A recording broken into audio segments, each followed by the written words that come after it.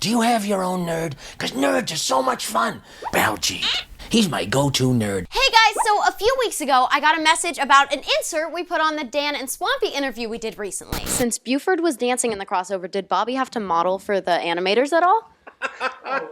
So I want to address it. We do have an interview with Bobby Gaylor. We've had it for a while, as we do a lot of Phineas and Ferb interviews in the Piper's Picks archive. I'm super excited to finally put this one on YouTube. So since you guys had to wait 10 years to see this, we will be putting a short intro on this one. Bobby Gaylor, if you didn't know, is Buford on Phineas and Ferb. He also writes for the show and has written for Johnny Test as well. He's also written for live action shows, like Becker, The Nightly Show with Larry Wilmore, and The Bernie Mac Show. You guys asked for the full interview to be on YouTube, so today I'm sharing it with the world. Hope you guys like this. Thank you so much for watching. Enjoy the interview that is a blast from the past, and I will see y'all soon.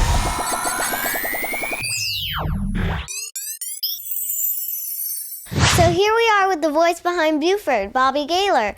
Hi, Bobby. It's so nice to meet you. You too, Piper. I am the voice behind the bully. It's fun to be the bully. You know why it's fun to be the bully?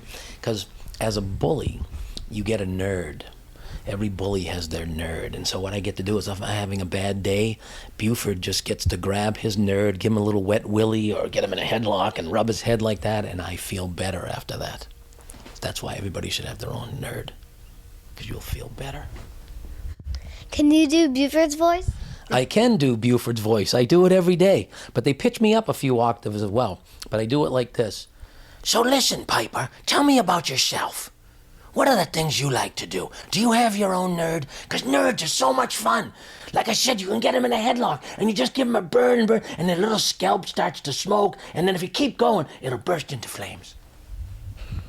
So you've been a producer, writer, and a bully? I was. On season 1, I was one of the writers of the show, and it was a lot of fun doing that, and got to write a lot of the songs as well, which I'm sure all of the people that watch you know and love.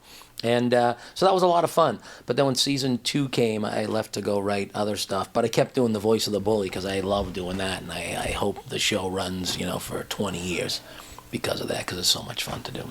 Well, he's not the only bully. Remember on the beach one, he said, there was a sign, he said, no bullying, no yodeling. And someone came up and said, I don't like this any more than you do. Yeah, the Swedish guy with the lederhosen on who yodels, obviously. So he was bummed because. What does yodel mean? Yodel is they go yodel, they make a sound. I can't do it. That was my horrible rendition of it. But these guys yodel and they do it beautifully, and it echoes through the Swiss mountains. So the sign was no bullying, no yodeling. And then the guy was like, oh, I don't like it. I can't do his voice. I'm doing horrible. It was like Michael Jackson or something doing the guy's voice. It was just, he said, no, I don't like it any more than you because it said no yodeling. And that's what he likes to do. And Buford likes to bully. Buford's mom and Goldfish are both named Biff. Do you think it's a reference to another bully? I don't. Actually, I think it was just a random thought that I think as they started to do the episodes, someone pointed that out, that Biff the bully from Back to the Future. But I believe that when they picked the names, it was just some odd random choice. At least that's what was said. Who knows? The person that thought of it, it could have stuck in their head. Because, see, that's what happens when things are out in the universe, they get stuck in your head and you think of it, but you didn't think of it. You know what I mean? That probably happens to you, right? I don't think so. Come on. I didn't mean to stump you. Just one time it must have happened where you went, oh, I wrote The Wizard of Oz. I've seen Wizard of Oz, though. It's good, isn't it? Yeah. Of course it is. And have you heard the Wicked soundtrack? I have not. Is it good? Yeah, someone added a story of when Glinda and Elphaba were kids. And there's a soundtrack and a play. I have not seen the play Wicked. I was referring to the movie. And then I just noticed myself when I said Wicked, my Boston accent came out. No, you said Wizard of Oz. I've seen both. Both, I think.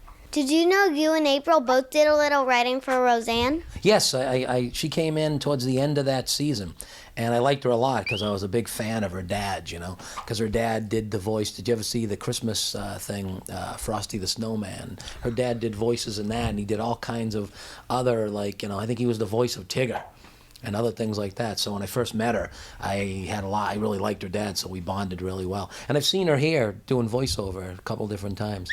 Frosty's really sad. I don't watch it all the time because it's really sad, because the snowman always melts at the end. Sure, but he comes back to life every year. That's the magic part. But it is sad. But you have to wait a whole year. Yes, but if you buy the DVD, you can watch it anytime you want. Then he can come back in July, August, February, not just around Christmas time. And it's so weird, didn't you think that he would always, when he came to life, he would say, "Happy birthday," because that was his birthday every time he came back to life. He did? Yeah, because he was born over and over again. So that's why he would say, "Happy birthday," when he first came to life. Who would Buford think would be the wimpiest kid in Danville? I think Buford would have to say Baljeet. He's easy pickings. You know what I mean? Because he's so smart, but he's so wimpy at the same time. So he's easy pickings. So my answer would be Baljeet. Why don't you build a roller coaster with us today? He's my favorite. He's my go-to nerd, so to speak. What about Phineas? Yeah, Phineas is next in line, I think. With that triangle head of his. There was one time, because his head is a triangle, one time when I was doing the voice, I ad-libbed that Buford called him. He said, "Hey, dinner bell." And Dan Povenmire, one of the creators of the show, really liked that because, in a lot of Western movies in the old days, they would ring a triangle to call people to lunch and dinner. So because his head is shaped like a triangle, I ad-libbed that line in one of the recordings. Yeah, dinner bell.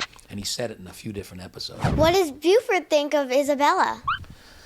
I think Buford thinks she's really cute, but she's a little young for him. I actually think that Buford has a crush on Candace. So, because, there's been some episodes where he said a few things, and I think he has a crush because, she's the older woman. He was mean to her on the restaurant one. Say platypus? Yeah, but that's because he was the doorman, and doormen have a code, man. They can't let just anybody in any event or restaurant, so he was just doing his job. Yeah, but usually people that don't like each other secretly like each other. So that's what I think. I think Buford has a big crush on Candace. Do you think Buford could get Jeremy out of the way? Oh, I think he thinks about it at night a lot of different ways to get Jeremy out of the way. But I'm not sure he would act on it, because he has to bide his time. He has to be smart like the bully, and he has to kind of let it happen naturally, because if he tries to force it, I think he realizes that Candace won't like him. So he has to show his stuff a little bit at a time. Thank you for doing the interview with me. Thank you, Piper. I had a lot of fun. And when I heard your name, I like your name a lot. Makes me want to say it in an English voice, "Hello, Piper." I don't know why. I just wanted to say it like that on your show. Hello to all your fans, too, who watch Phineas and Ferb as well. I watched you on the web. You were great. Thank you. I like your show.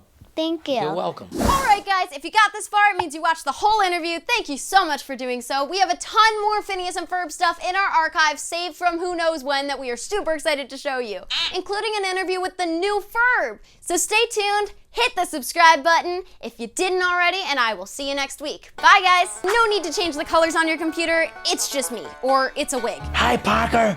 I'm sitting here with your sister, who I've been told is your bully. You want me to give her one just for you? I will when the camera's not rolling. Okay, hold on. Yeah, okay. Actually, I use words, he uses hands. Yeah, that's the girl way. Thanks, Piper. I made a different face for that. See how easy it is to mess it up? He's also written for live action shows, like Becker, The Nightly Show with John Wilmore, The Nightly Show with Jerry Wilmore, The Late Night Show with Late Night... What did I say? I'm sorry. Oh. The Nightly Show with... That didn't work out so well. I'm sorry. Oh, inconsistency. That was dumb. Well, because I don't want people to think I spent $80 to look like this. Check out those settings. Okay, hold on. Yeah. Okay. Yes! I'm not trying to create outtakes. I'm trying to get it right. See you soon. Bye, guys. Thanks for watching. Next week, y'all. Don't forget to hit subscribe. We are not controlling the horizontal. We are not controlling the vertical. That sounded stupid. This is what happens when I'm tired. Want Piper's pics, or I'll come to your house and give you a wet willy and noogie your sister. How's that? If that doesn't get people to watch, I don't know what will. Subscribe. It's like totally fetch.